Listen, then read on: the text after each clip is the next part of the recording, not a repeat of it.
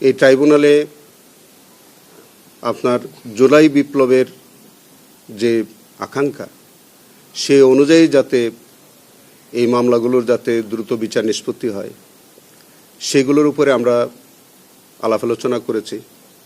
আমরা কিছু বিষয় আমরা ক্রাইটেরিয়া ঠিক করেছি যে আমরা কীভাবে প্রক্রিয়ায় কেসগুলো আমরা দ্রুত নিষ্পত্তি করানো যায়, এবং আমরা আশা করছি আমরা একমত হয়েছি সবাই যে এই মামলাগুলো আমরা খুব দ্রুতই বিচার কার্য যাতে শুরু হয় সেই বিষয়ে আমরা প্রয়োজনীয় পদক্ষেপ নিব। আমরা অপরাধীকে টার্গেট করে আমরা ইনভেস্টিগেশন করব এবং বিচার করব।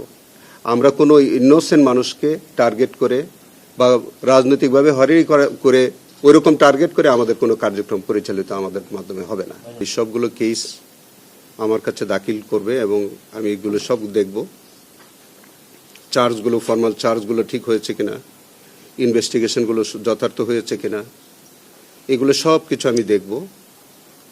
যদি কোনো বিষয়ে আমার কাছে মনে হয় যে ইনভেস্টিগেশনটা প্রপার হয়নি, আমি বিশ্বাস করি হয়েছে সব কিছুই, এরকম কোনো ত্রুটি বিচ্যুতি যদি আমার কাছে পরিলক্ষিত হয় তাহলে সেটা আইন অনুযায়ী যে পদক্ষেপ নিতে হয় সেই পদক্ষেপ নিব। সেকশন 3(2)তে যে অভিযোগগুলো এ আদালতে বিচার্য সেগুলো এখানে বিচার হবে, আর যে অভিযোগগুলো এখানে বিচার হবে না সেগুলি কিন্তু অন্য আদালতে, ম্যাজিস্ট্রেট কোর্ট হতে পারে, জজ কোর্ট হতে পারে, সেগুলি ওই আদালতে প্রপার আদালতে পাঠাবার এখতিয়ার আছে। তো সেটা আসলে এটা চিফ প্রসিকিউটরের একক দায়িত্ব। পিলখানা হত্যাকাণ্ডের মামলায় আমি আসামি পক্ষে কাজ করেছি। আপনারা জানেন যে এই মামলায়, এই ঘটনায় 2টা মামলা হয়েছিল। একটা হত্যা মামলা, যেটা এখন বিচার শেষ হয়ে হাইকোর্ট ডিভিশনে হিয়ারিং হওয়ার পরে এখন অ্যাপিলেট ডিভিশনে একটা পার্ট। প্রায় 16 বছর যাবৎ এই মানুষগুলো আসলে জেল হাজতে আছে। অনেকটা বলা যায় এটা অনেকটা বিনা বিচারে আছে। সো আমি প্রত্যাশা করব যে যেটা অ্যাপিলেট ডিভিশনে যে মামলাটি আছে এটা অ্যাটর্নি জেনারেল অফিস থেকে প্রয়োজনীয় পদক্ষেপ নেবেন, এটা আমি প্রত্যাশা করি।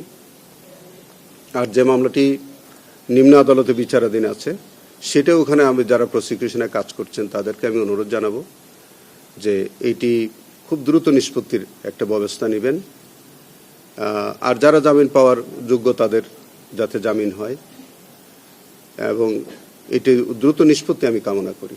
আমি এইখানে নতুন দায়িত্ব নিয়েছি। আমি এই ট্রাইব্যুনালের সমস্ত কার্যক্রম আমাকে বুঝতে হবে, সমস্ত মামলার বিষয়বস্তু আমাকে বুঝতে হবে, জানতে হবে। আপনারা যেসব অভিযোগ নিয়ে আসতেছেন সেটাও আমাকে তদন্ত করে দেখতে হবে। আমি আপনাদেরকে সুস্পষ্টভাবে একটা কথা বলতে চাই, আমার দায়িত্ব পালনকালে এই ট্রাইব্যুনালে আমি, আমার কোনো প্রসিকিউটর বা ট্রাইব্যুনালে জড়িত অন্য কেউ কোনো ধরনের করাপশনে জড়িত থাকলে তার বিরুদ্ধে কঠোর আইনগত ব্যবস্থা নেওয়া হবে। আমরা প্রমাণ করে দেব যে এই ট্রাইব্যুনাল সম্পূর্ণরূপে করাপশন ফ্রি একটি ট্রাইব্যুনাল হিসেবে আন্তর্জাতিক মানের যে বিচার,